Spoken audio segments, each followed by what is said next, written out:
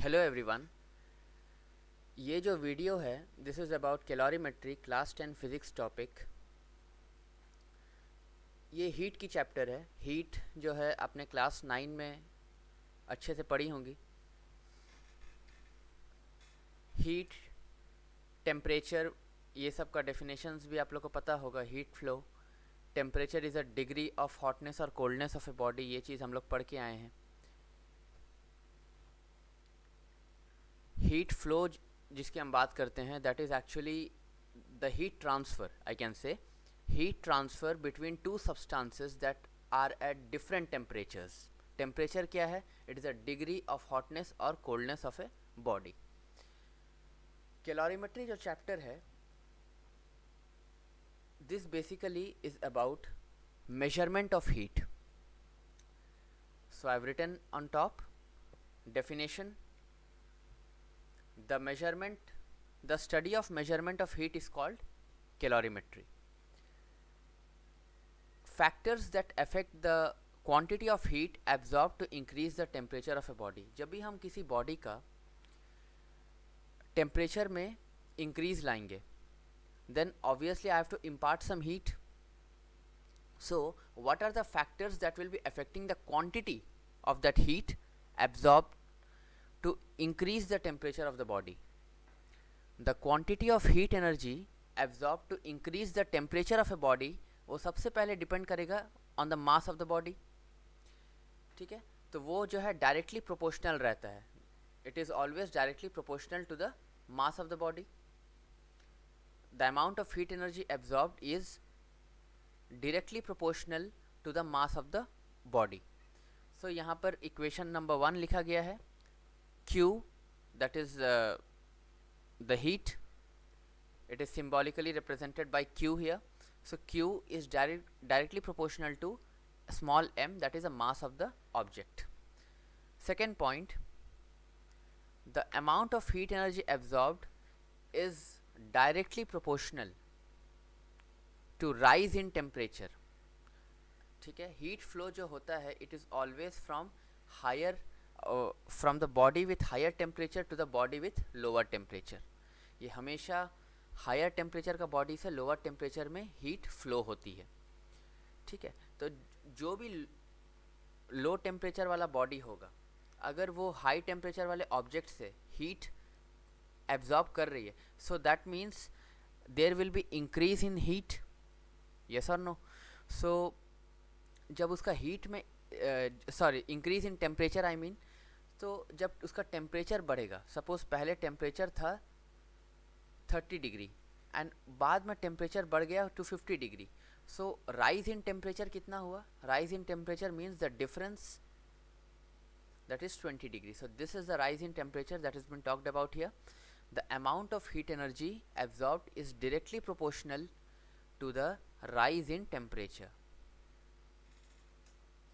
So यहाँ से Q is directly proportional to delta T. Delta means the change in temperature, rise in temperature. The amount of heat energy absorbed, ये जो है substance पे भी depend करता है कि वो किस मटेरियल का है, isn't it so? So the amount of heat energy that is absorbed depends on the substance of object. It is expressed in terms of specific heat capacity. चलिए उसके बारे में हम लोग जानते हैं। सबसे पहले इक्वेशन नंबर 1 और इक्वेशन नंबर 2 को हमने जिस तरह से लिखा है, जो फर्स्ट एक्सप्रेशन में Q is directly proportional to M and second expression में Q is directly proportional to delta T. तो if I combine both of them,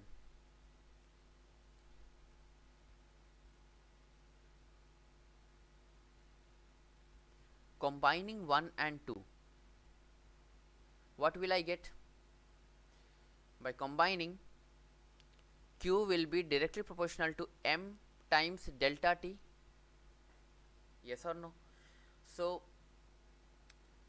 equation 1 and equation 2 को हमने एक साथ कंबाइन करके लिखा। ना you must be knowing this that mathematically हम लोग अगर कभी प्रोपोर्शनैलिटी साइन, सपोज किसी भी चीज़ में, सपोज यही चीज़ है, इसमें हम प्रोपोर्शनैलिटी साइन को इक्वल टू साइन में तब्दील करना चाहते हैं, तो this thing must be multiplied with some constant. Okay, so same will be done here also.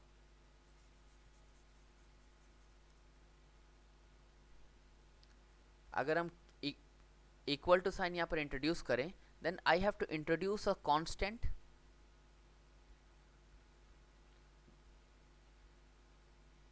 It is written mc delta t, where small c is called the constant of proportionality.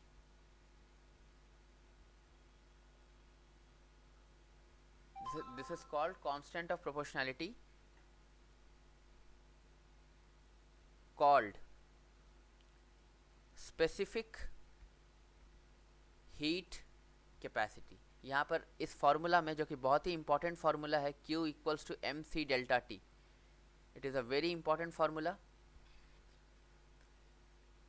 यहाँ पर C क्या है? It is specific heat capacity. ठीक है, इसी का जिक्र हमने ऊपर थर्ड पॉइंट में किया. The amount of heat energy absorbed, it depends on the substance of the object expressed in terms of specific heat capacity small c.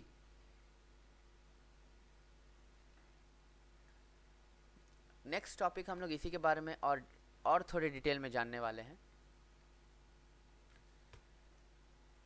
Specific heat capacity जो बुकिश डेफिनेशन है, इन डेफिनेशन को लिखने के लिए मैंने concise physics class 10 Selina publication को use किया है. The amount of heat energy required to raise the temperature of unit mass of that substance through 1 degree centigrade और 1 kelvin. Q equals to M C delta T तो मैंने ऊपर में बताया है. तो यहाँ से C कितना निकलेगा? Small c equals to Q divided by m times delta T. अब ये तो रहा उसका मैथमेटिकल एक्सप्रेशन. अब जानते हैं कि स्पेसिफिक हीट कैपेसिटी होता क्या है. By definition it is the amount of heat energy that is required to raise the temperature of unit mass. Unit mass means one unit. ठीक है, unit mass of that substance through 1 degree centigrade, और you can say unit temperature, जिसका magnitude 1 होता है. ठीक है, और 1 kelvin. यहाँ पर जैसे हम कहते हैं कि स्पेसिफिक हीट कैपेसिटी वाटर का जो होता है 4.2 joules per gram degree centigrade होता है. ठीक है, तो इस डेफिनेशन को अगर हम समझना चाहें तो वाटर को कितना हीट एनर्जी रिक्वायर्ड है ताकि उसका टेम्परेचर में रेज आए. ठीक है, कितना टेम्परेचर में रेज आना चाहिए? 1 डिग्री. ठीक है, और वो इसमें हम लोग मास कितना ले रहे हैं उस सब्सटेंस का? We are taking just unit mass. अब इसका मतलब कि 1 ग्राम, जस्ट लुक हियर, 1 ग्राम अगर वाटर है, 1 ग्राम वाटर को अगर हमको 1 डिग्री सेंटीग्रेड उसका टेम्परेचर बढ़ाना है तो हमको उसमें कितना हीट इम्पार्ट करना पड़ेगा? 4.2 joules. So this is called specific heat capacity. ठीक है, वहीं पर अगर हम कॉपर की बात करें, specific heat capacity C of Cu. Cu is a symbolic representation for copper. Copper का स्पेसिफिक हीट कैपेसिटी कितना है? It is 0.4 joules per gram degree centigrade.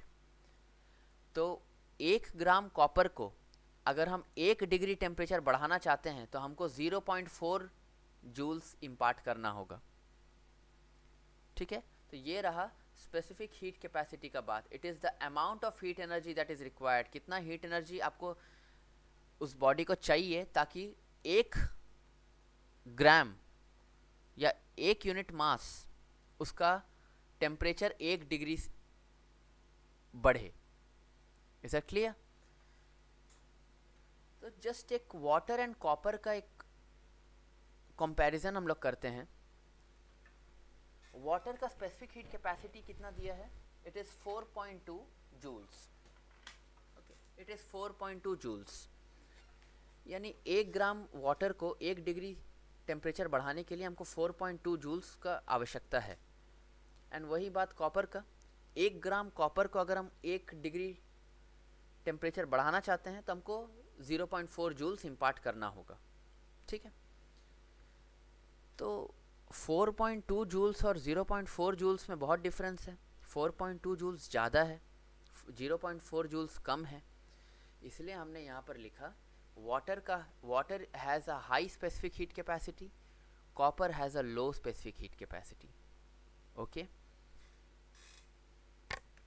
इसको इस ढंग से समझना चाहिए कि वाटर डज नॉट हीट और कूल रैपिडली मतलब everyone knows it is means quickly. Water जो है हीट और कूल जल्दी नहीं होता है, कॉपर हीट्स और कूल्स रैपिडली, ठीक है। ये चीज़ क्यों है? Because water has high specific heat capacity and copper has low specific heat capacity. तब इससे इसका हीट और कूल होने पे क्या मीन्स क्या इफेक्ट है? द थिंग इज, अगर हमको 1 ग्राम वाटर को 4.2 जूल्स हीट देना पड़ रहा है ताकि उसका टेम्परेचर में सिर्फ 1 डिग्री का फ़र्क आए, सिर्फ 1 ग्राम पानी 1 डिग्री टेम्परेचर बढ़ने के लिए हमको 4.2 जूल्स का हीट जा रहा है। वहीं पर कॉपर का बात करें तो 1 ग्राम कॉपर को 1 डिग्री टेम्परेचर बढ़ाने के लिए सिर्फ 0.4 जूल्स का इम्पार्ट करना पड़ रहा है। तो दोनों में हीट कौन जल्दी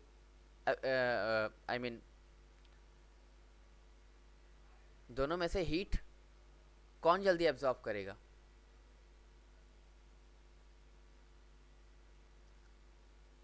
so that is a question कि यहाँ पर जब हम बात करते हैं कि 1 ग्राम वाटर को 1 डिग्री सेंटीग्रेड टेम्परेचर बढ़ाने के लिए हमको 4.2 जूल्स इम्पार्ट करना पड़ रहा है, तो इसका मतलब वाटर जो है that will not heat rapidly.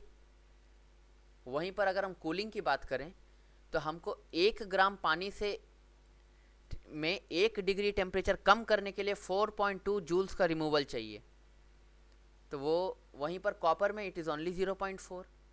तो इसीलिए वाटर का कंपैरिजन में कॉपर हीट्स और cools rapidly, but water does not heat और cool rapidly. Again I repeat, water के कंपैरिजन में कॉपर हीट्स और cools rapidly, but water does not heat और cool rapidly because there is a difference in their specific heat capacities.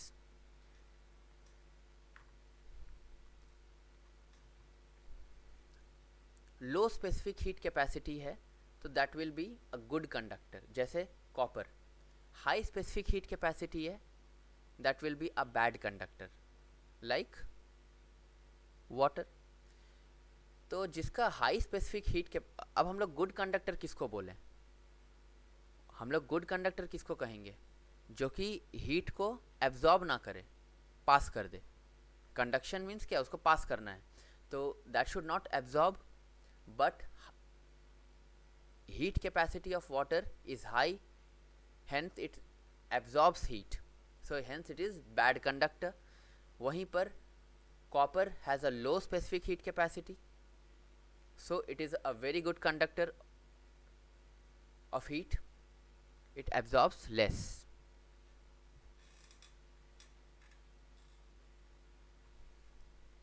अब आते हैं हम लोग calorimeter. What is a calorimeter?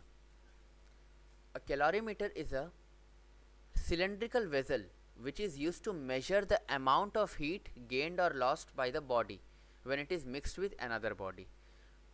ठीक है, टेम्परेचर में चेंज आने के लिए it has to be mix with another body.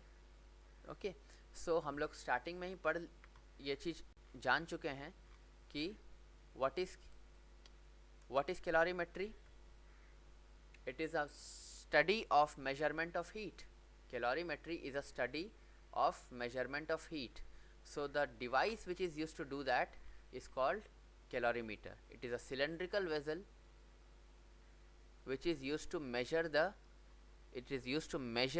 the amount of heat gained or lost by the body when it is mixed with another body. Is that clear? Calorimeter का जो diagram है वो भी मैंने यहाँ पर पेस्ट किया है. So this is like this.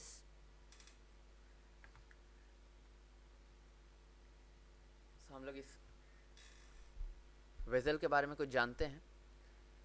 Point number 1, calorimeter को बनाने के लिए हम लोग थिन शीट ऑफ कॉपर का इस्तेमाल करते हैं. What is a reason? This is a question that can be asked in exam. ठीक है, तो ये सब शॉर्ट क्वेश्चंस में आते हैं. Why a thin sheet of copper is used to make calorimeter? The first reason is copper is a good conductor of heat and copper has low specific heat capacity. इसका specific heat capacity अगर low है तो उसका absorption less है. यहाँ पर मैंने लिखा है ये चीज़. ठीक है, अगर उसका low specific heat capacity है that means it is a good conductor and it absorbs less. So वही reason है. Copper has a low specific heat capacity, so it absorbs less heat energy from the contents. तो heat energy वो कम absorb करता है from the contents. This is the reason why copper is used to make the body of calorimeter. Point number 2, vessel का outer and inner surfaces, why is it polished? ठीक है, यहाँ पर सबसे बड़ी बात है कि हमको heat loss in any form हमको प्रिवेंट करना है. ठीक है, हीट लॉस यहाँ पर प्रिवेंट करना है. तो सबसे पहला हीट लॉस का 3 है, कंडक्शन, कन्वेक्शन, रेडिएशन. सबसे पहला आउटर एंड इनर सरफेसेस जो वेसल का है दे आर पॉलिश्ड, जिससे कि heat loss due to radiation reduce होता है. The reason this is also, these are actually questions that are asked in examinations. Okay, so the reason is to reduce the heat loss due to radiation. Point number 3, यहाँ पर diagram में हम लोग देख सकते हैं कि there is a wooden jacket that is been used to provide insulation. यहाँ पर देखिए एक वुडन जैकेट है, ताकि जब वेसल गर्म होता है तो this wooden jacket will provide insulation. Point number 4, space between calorimeter and the wooden jacket. ये जो कैलोरीमीटर है this one and this wooden jacket, this outer portion, इन दोनों का बीच में there is a filling of wool. Wool we all know it is a poor conductor. तो इससे क्या होता है, it avoids heat loss by conduction. ठीक है, अब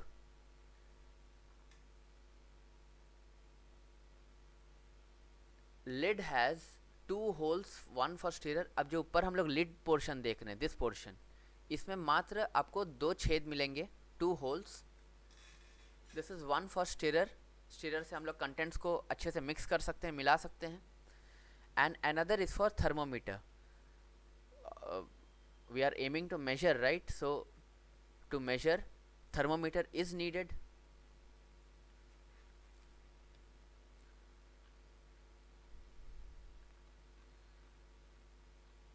next thing is the principle of calorimetry. Principle of calorimetry simple है. ठीक है, heat lost by the hot body और heat gained by the cold body. hot body है तो वो heat को lose करेगा, cold body है तो heat को gain करेगा. वो दोनों बराबर होना चाहिए if there is no heat loss. ये बहुत important condition है कि in the absence of heat loss, heat energy lost by the hot body is equal to heat energy gained by the cold body. अब हम heat loss का बात कर रहे थे, I mean to the surroundings. Is that clear? अब हम लोग इसको मैथमेटिकली समझेंगे ताकि एक फॉर्मूला निकले जिससे कि we can solve the numericals.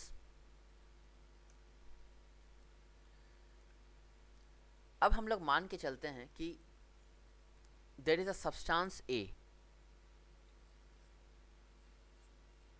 There is a substance A and substance B. Substance ए का मास है m1, स्पेसिफिक हीट कैपेसिटी भी होगा उसका c1, एंड हम मान लेते हैं उसका टेम्परेचर है T1 such that T1 is greater than T2. T2 is the temperature of body B, C2 is the specific heat capacity of body B, and body B has mass m2. ठीक है, this is a high temperature, this is a body at a higher temperature than this one.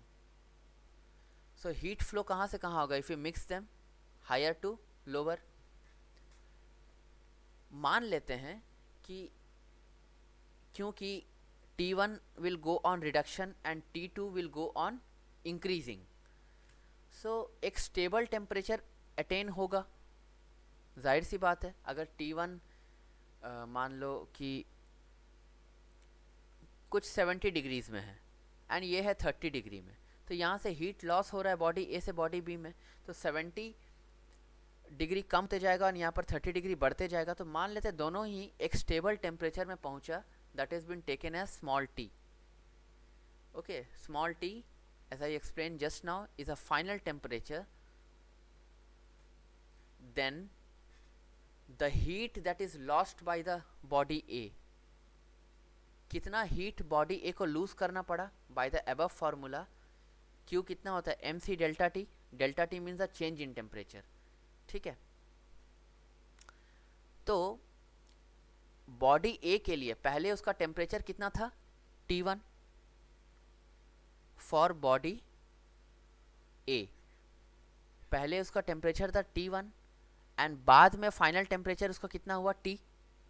तो दोनों में difference क्या हुआ? हम लोग किसको लेंगे? T1 माइनस टी को लेंगे कि T माइनस T1 को लेंगे? हम लोग T1 माइनस टी को लेंगे, बिकॉज बॉडी ए के लिए टेम्परेचर घट रहा है. So T1 minus T will give me a positive result. Here the heat lost by the body A will be M1 C1 T1 minus T. This is a change in temperature.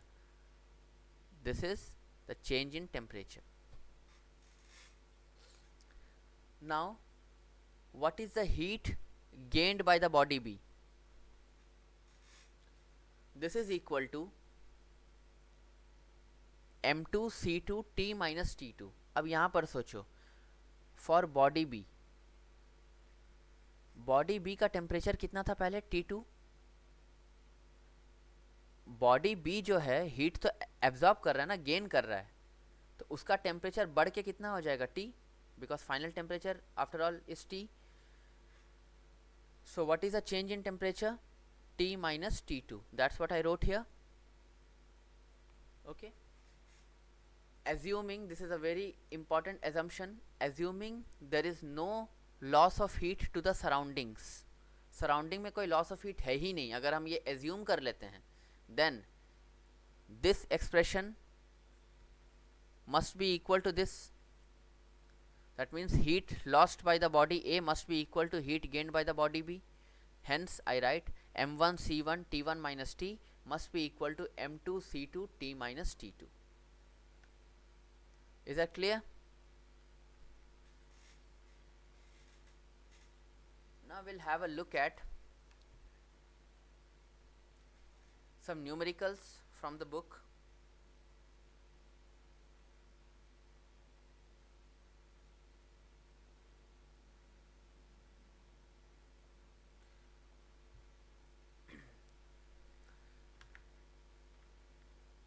One such question from the exercise is, you have to calculate the amount of heat energy required to raise the temperature of 100 grams of copper from 20 degree centigrade to 70 degree centigrade.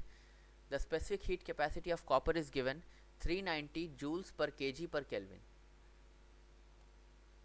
Okay. So यहाँ पर मास कितना दे दिया है body का? 100 grams. उसका specific heat capacity जितना दिया है उतना हम लोग लेंगे.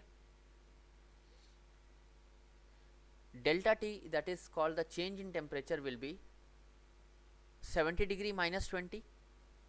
Okay, so formula of Q is mc delta T. Just substitute all the values and you will get the answer. Before that, just have a look at specific heat capacity. It is given in terms of joules per kg. So this is in terms of kg, and hence mass I have divided by 1000 so that it gets converted into kgs. ठीक है.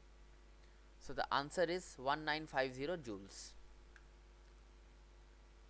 Question number 5 after this. 1300 joules of heat energy is supplied to raise the temperature of 0.5 kg of lead. मास कितना दे दिया lead का? It is 0.5 kg. कितना heat energy दे दिया है? Q equals to 1300. And change in temperature has been given 20 degree centigrade to 40 degree centigrade.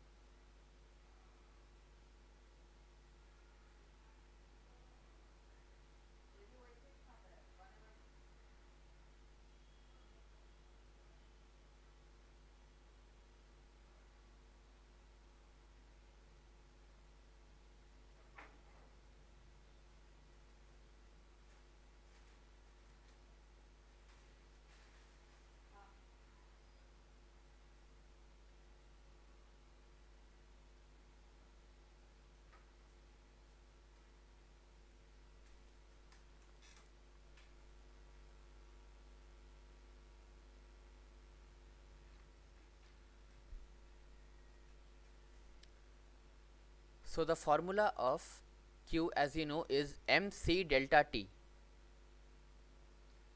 From here C will be equal to Q divided by m times delta T.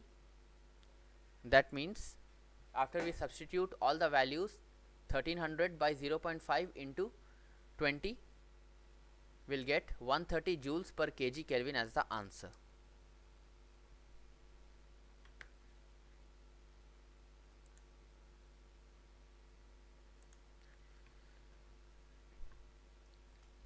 Next question, question number 6. Find the time taken by 500 watts heater to raise the temperature of 50 kg of material of specific heat capacity 960 joules per kg Kelvin from 18 degree centigrade to 38 degree centigrade. Assume that all the heat from the heater is given to the material. You have to find the time that is taken by 500 watts heater. So 500 watt यहाँ पर क्या है? It is power. Okay. Power यहाँ पर दे दिया है 500 watts. The mass of the object is given 50 kg. The specific heat capacity is given. Change in temperature will be 38 degree centigrade minus 18 degree centigrade, that is 20 degree centigrade. The formula of Q is, first let us find the heat that is necessary for us to find the time. Q equals to mc delta T. What is the value of m? The value of m is 50. Just put 960 in place of C and delta T is 20. We will get 96,000 joules. अब यहाँ पर power दे दिया है, right? You must be knowing the definition of power, isn't it? The rate of doing work. यहाँ पर energy हम लोग लेंगे, दैट इज हीट एनर्जी. तो पावर क्या होगा, Q by T. तो हीट एनर्जी कितना है, इट इज 96,000 एंड पावर कितना है 500. If T will go that side and power will come in the denominator,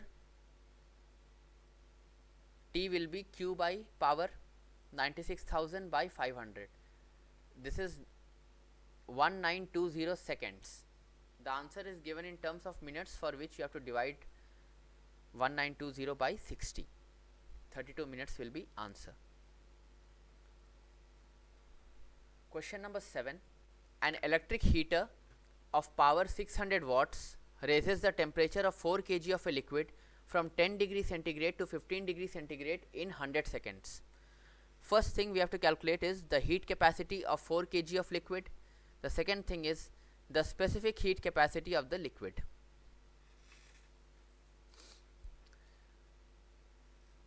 Okay, the formula for heat capacity is Q by delta T. For that we will require the value of Q. Since power is 600 watts, power is equal to Q by T. Okay, so we'll put 600 in place of power and 100 in place of T. Time is 100 seconds, so we can find Q as 60,000 joules, and that we will put here, and we will get 12,000 joules per Kelvin, or you can write it in standard form as 1.2 into 10 to the power 4 joules per Kelvin. The second thing we have to find is specific heat capacity.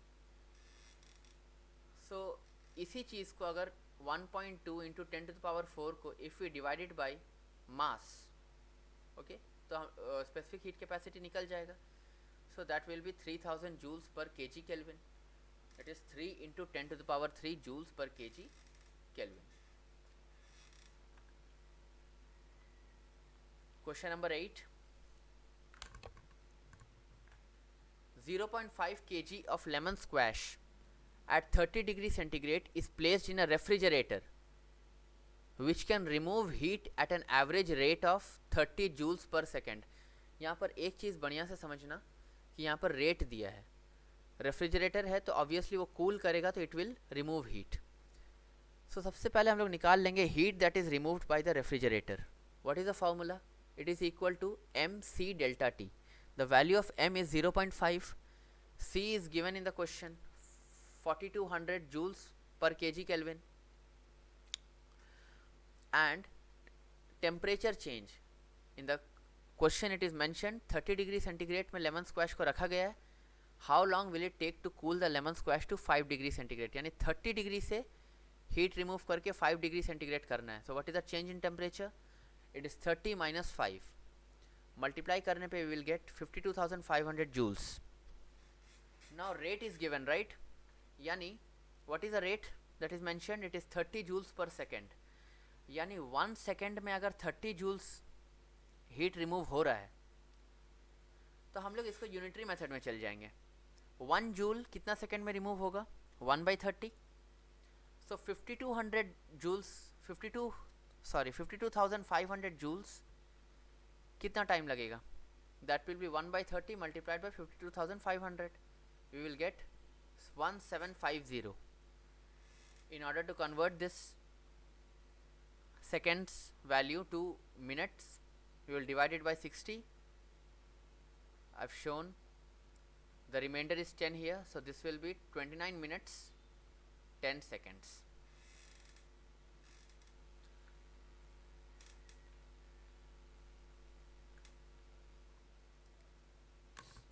Question number 9. There is a solid of mass 50 grams at 150 degree centigrade placed in 100 grams of water at 11 degree centigrade when the final temperature recorded is 20 degree centigrade. Find the specific heat capacity of the solid. Specific heat capacity solid का निकालना है and specific heat capacity water का दे दिया है 4.2 joules per gram degree centigrade. यहाँ पर हम लोग क्या किस फॉर्मूले पे जाएंगे? Will go to principle of calorimetry. इस फॉर्मूले को हमने प्रूफ किया है प्रिंसिपल ऑफ कैलोरीमेट्री में, right. m1c1 t1 minus t equals to m2c2 t minus t2. Here it is.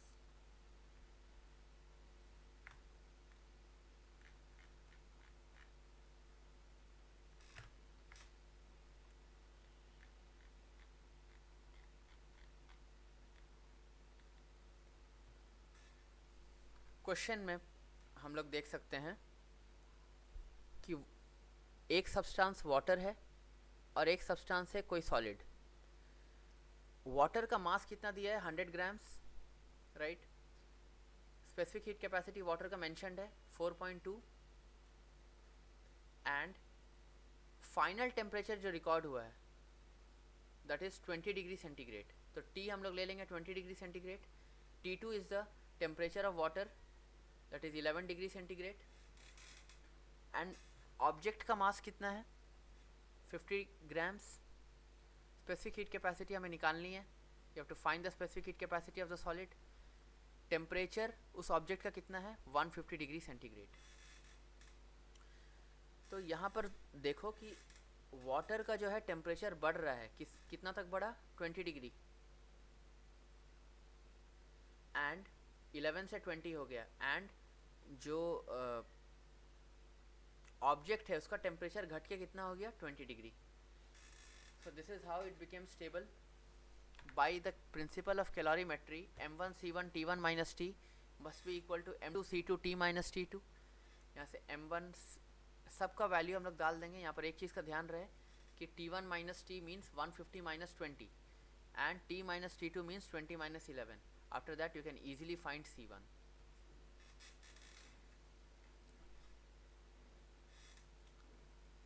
Question number 10.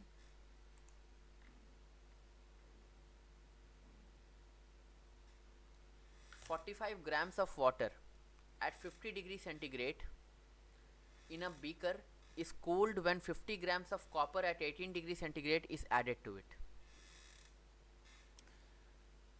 The contents are stirred till final temperature is reached. Calculate this final temperature." तो ठीक है, हम लोग इसमें final temperature को T मान लेते हैं। The specific heat capacity copper का दे दिया है एंड वाटर का भी दे दिया है। तो यहाँ पर हम लोग m1 t1 c1 निकालेंगे, m2 c2 एंड t2 निकालेंगे। m1 hair m1 t1 c1 यहाँ वाटर का लिए हैं, m2 c2 t2 यहाँ पर कॉपर का लिए हैं, राइट। तो वाटर का मास कितना है? 45 ग्राम्स। टेम्परेचर कितना? 50 grams and specific heat capacity water का है 4.2 जूल्स पर ग्राम केल्विन। कॉपर में यही चीज़ m2 दे दिया 50 ग्राम्स, t2 दे दिया है 18 डिग्री सेंटीग्रेड एंड c2 दे दिया है 0.39 जूल्स पर ग्राम पर केल्विन। तो फाइनल टेम्परेचर हमने T माना है, तो we will apply the principle of calorimetry. m1c1 t1 minus t must be equal to m2c2 t minus t2. यहाँ पर what we have to find? We have to find t, except that every value is given.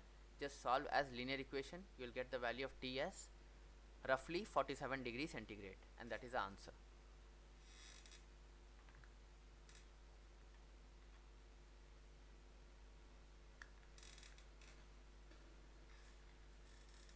Next है question number 11. 200 grams of hot water at 80 degree centigrade is added to 300 grams of cold water at 10 degree centigrade. तो यहाँ पर hot water and cold water का हमने distinction किया। m1 जो है hot water का मास 200 grams,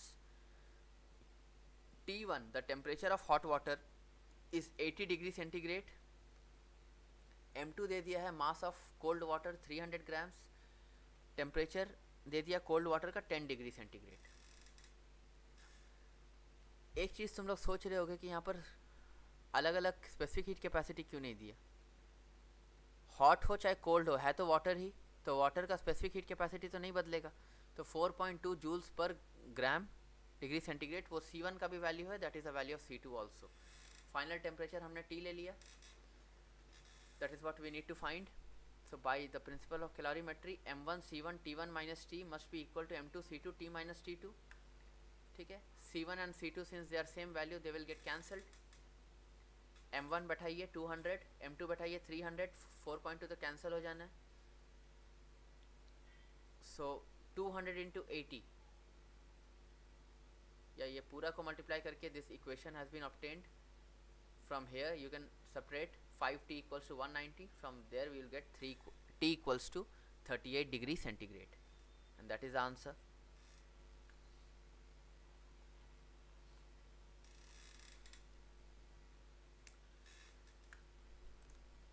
The last question, 1 kg of water is contained in a 1.25 kilowatt kettle. You have to calculate the time taken for the temperature of water to rise from 25 degree centigrade to its boiling point 100 degree centigrade. तो यहाँ पर change in temperature 75 degree centigrade का होगा, 100 minus 25, मास कितना दे दिया है 1 kg. You have to calculate the time that is taken for the temperature of water to rise. तो कितना टाइम लगा, ठीक है. पावर दे दिया है 1.25 किलोवाट, ठीक है. किलोवाट को वाट्स में कन्वर्ट करने के लिए we will multiply by 1000, yes और नो. सो यहाँ पर 1000 में मल्टीप्लाई किए एंड यहाँ से डेसिमल प्लेस हटाते तो बाय 100 करना पड़ेगा. 2 zeros will get cancelled, 1250 watt. Okay, तो सबसे पहले हम लोग पावर का फॉर्मूला में, क्योंकि हम लोग को Q का ज़रूरत पड़ेगा, तो let's find Q. Q is MC delta T, है ना. So this will be 1000 multiplied by 4.2 multiplied by 75. So we are getting 315,000 joules. यहाँ से the formula of time will be Q by P, that is 315,000 by 1250, 252 seconds. अगर इसको भी हम लोग 60 से डिवाइड करते हैं तो रिमाइंडर बच जाएगा 12. The answer will be 4 minutes 12 seconds.